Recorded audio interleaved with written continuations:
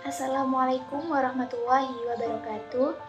Perkenalkan, saya Siti Inayah Wulandari Nur dari Institut Agama Islam Al-Falah As-Sunniyah Pencon Jember, program studi bimbingan dan konseling pendidikan Islam. Pada kesempatan kali ini, saya akan memaparkan materi mengenai media layanan dalam BK Industri untuk memenuhi tugas mata kuliah BK Industri yang diampu oleh Ibu dosen Oragores UGE MIB.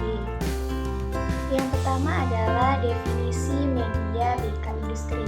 Nah, media BK Industri adalah segala sesuatu yang dapat digunakan untuk menyalurkan pesan, bimbingan dan konseling yang dapat merangsang pikiran, perasaan, perhatian, dan kemauan konseling, yaitu karyawan ini untuk memahami dirinya sendiri, mengarahkan dirinya dan mengambil keputusan, serta memecahkan masalah yang kaitannya dengan pekerjaan atau lembaga, instansi ataupun organisasi tempat bekerja dan meniti karirnya. Yang selanjutnya yaitu fungsi media layanan bimbingan konseling industri. Yang pertama yaitu terlibat dalam proses input yang meliputi rekrutmen, seleksi dan penempatan karyawan. Yang kedua yaitu berfungsi sebagai mediator dalam hal-hal yang berorientasi pada produktivitas yang meliputi melakukan pelatihan dan pengembangan. Selanjutnya yaitu menciptakan manajemen keamanan kerja dan teknik-teknik pengawasan kinerja, meningkatkan motivasi dan moral kerja karyawan, serta menentukan sikap-sikap kerja yang baik dan mendorong munculnya kreativitas karyawan.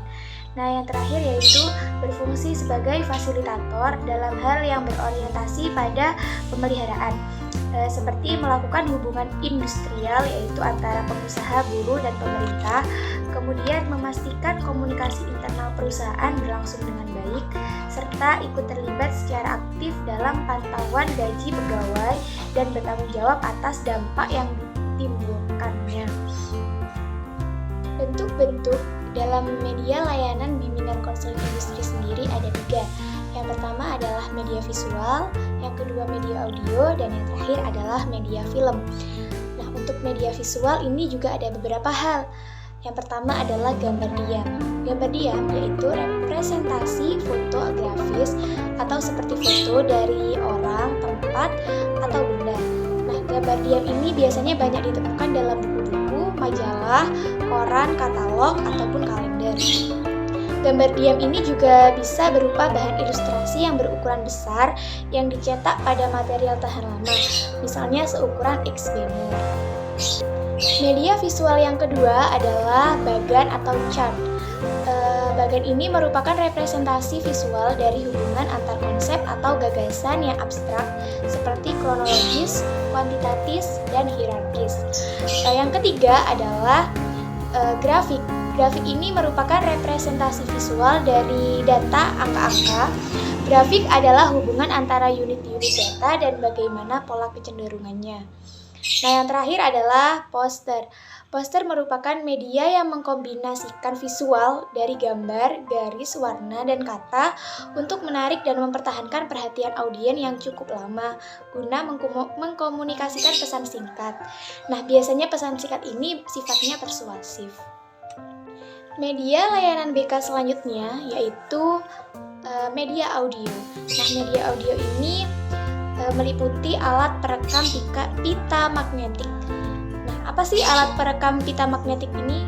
Nah, alat perekam pita magnetik atau tape recorder adalah media yang menyajikan pesannya melalui proses perekaman kaset atau audio. Nah, yang terakhir atau media layanan BK Industri yang terakhir adalah media film. Media film adalah serangkaian gambar diam yang meluncur secara cepat dan diproyeksikan sehingga menimbulkan kesan hidup dan bergerak. Film ini juga merupakan media yang menyajikan pesan audiovisual dan gerak. Dalam media layanan BK film ini ada beberapa jenis, diantaranya film bisu, film bersuara, dan film gelap yang ujungnya saling berhubungan dan proyeksinya tak memerlukan penggelapan ruangan. Baik, demikian itulah pemaparan materi dari kelompok 2 mengenai media layanan dalam bimbingan konseling industri. Kurang lebihnya mohon maaf. Wassalamualaikum warahmatullahi wabarakatuh.